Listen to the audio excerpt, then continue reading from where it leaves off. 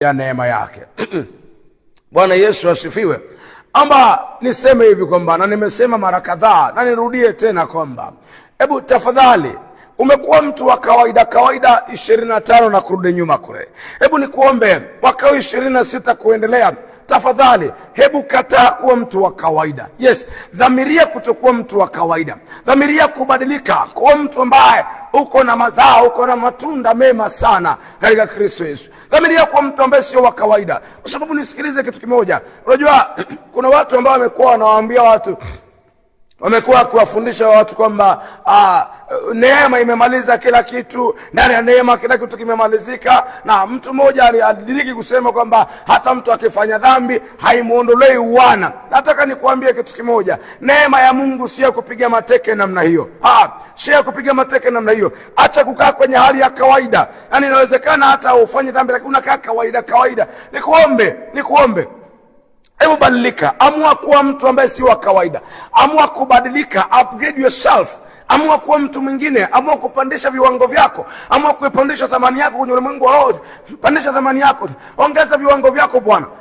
Amua kubadilika. Amua kuwa mtu mwingine. Amua kuwa mtu wa viwango vingine. Amua kuwa mtu wa viwango vya juu zaidi. Kwa sababu nisikilize kitu kimoja. Na watu ambao wanafundisha kwamba neema imemaliza kila kitu, kwa hiyo mtu akae tu yani wewe utakuwa unang'edhia tu, unakaa unang'edhia tu, yani kwa sababu neema imemaliza kila kitu. Mimi nataka nikwambie kitu kimoja kwamba neema ya Mungu haijamaliza kama ambavyo watu wanasema kwamba kwa hiyo unaweza kufanya chochote, unaweza kukaa vyovyote kwa sababu kuna neema. Hapana, sio hivyo. Nataka nikwambie kitu kimoja kwamba kama kumewahi kuwa na sheria kali, Torati haikuwa kali. Sheria ya neema ndio kali zaidi sana. Nataka nikwambie mwongozo wa neema ndio mwongozo mkali zaidi kuliko mwongozo wa Torati. Mwongozo wa neema ni mkali zaidi kuliko mwongozo wa nini? Wa Torati. Mwongozo wa Torati ulikuwa mwilini, lakini mwongozo wa neema uko rohoni. Ni upi wenye nguvu? Mwongozo wa neema una nguvu zaidi. Yaani sheria ya neema ni kali, ina nguvu zaidi kuliko sheria ya Torati. Bwana Yesu na atusaidie sana. Na hii ni muhimu sana ukajua.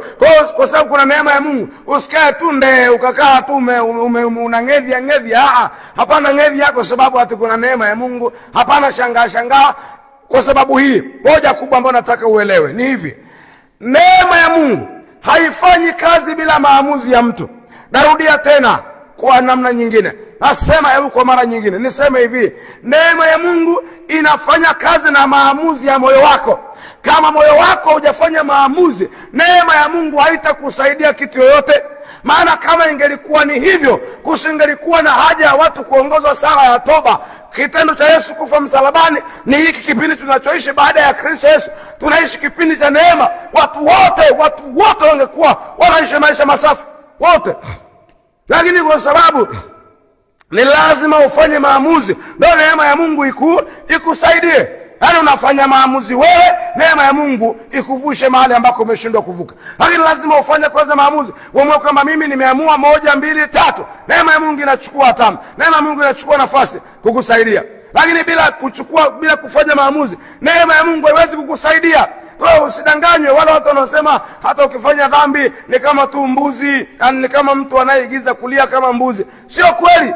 Sio kweli hata kidogo. Neema ya Mungu inahitaji maamuzi thabiti. Amua kusimama na uendelee. Wala sio Torati inayosema habari ya uvuguvugu, ila ni neema inayosema habari ya uvuguvugu kwamba utatapikwa. Nataka nikwambie, kwa nini nakwambia amua kutokuwa mtu wa kawaida. Kama umeamua kuwa moto, just be fire. Be hot. Kuwa moto kabisa. Hata kukaa pale katikati, warm. Usiokuwa warm, hapana.